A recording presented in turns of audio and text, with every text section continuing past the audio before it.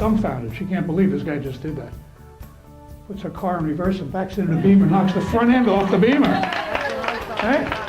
We got fans here on this one. The guy freaks out. He's like, lady, you just hit like $60,000 car. What are you, crazy? She goes, old and rich.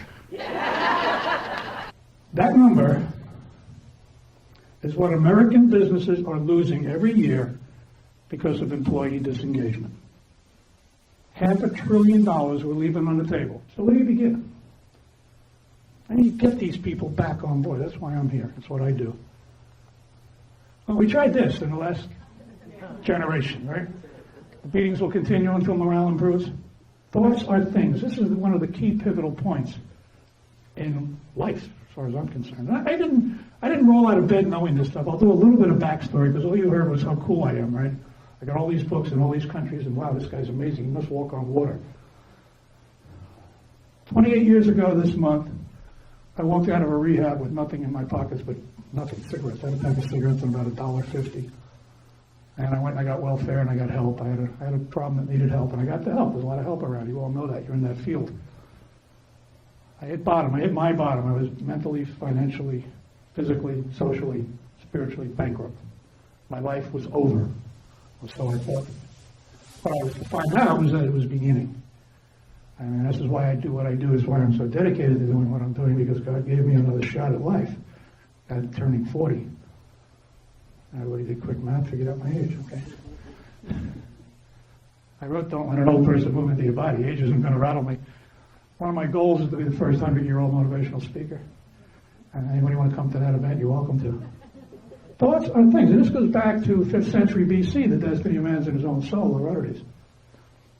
It's been repeated over and over again, as you can see all the way up here. Marcus Aurelius, our life is what our thoughts make of it. Again, what are people thinking about and talking about? The problems, what's wrong, what the government should be doing. This is in your handout. What you think about and speak about, you bring about. It's that simple. You want more good showing up in your life, start talking about more good. Start talking about how grateful you are for the good you already have, because like attracts like. There is a law. It's called law of attraction. You don't have to agree with it. You don't have to like it, but it's a law. It's not. What happened? The belief fell apart. Beliefs are not built on anything. They don't have any foundation. We adapt the belief. We're told something. We go, and then we believe it for the rest of our lives until we challenge that. And here's the tricky part. And this is the unfortunate part. And I didn't even know this until about 2 years ago. Most of the beliefs that you are carrying around with you, and we're all carrying this baggage with us, most of them were given to you before you reached the age of 7. The problem with that is prior to the age of 7, you have no ability to distinguish whether or not it's real. You can't make your own choices. You just let it in. It comes into your subconscious mind, and it operates from there. And here's what happens. Something comes into your world, right? You see something new. Part of your brain, part of your conscious mind sees it, identifies it, sends it into your brain, gets to the subconscious. Subconscious does two things. It looks at it and tries to find references. Like, okay, that's a tree. I know that because I learned that when I was 3. I recognize it. It's a tree. I have a record of that.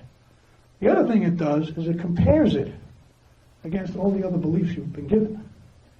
And most of the time, it finds a conflict. And if you look in your handout, it says, I can't do this because, I can't blank because blank. That's where you surface the belief.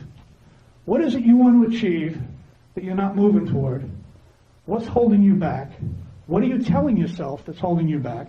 I can't, who here is responsible for growing the business, growing the revenue? Any people doing that, okay? Or even just running the place.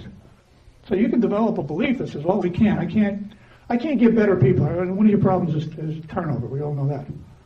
I can't pay enough to get the better people. Is that true? No, it's a belief. So you could throw that away, and you could reframe that into an affirmation and say, people love working here, and even though we don't have top dollar, our people are having a good time and they enjoy it here because we're happy at work. Accept what it is.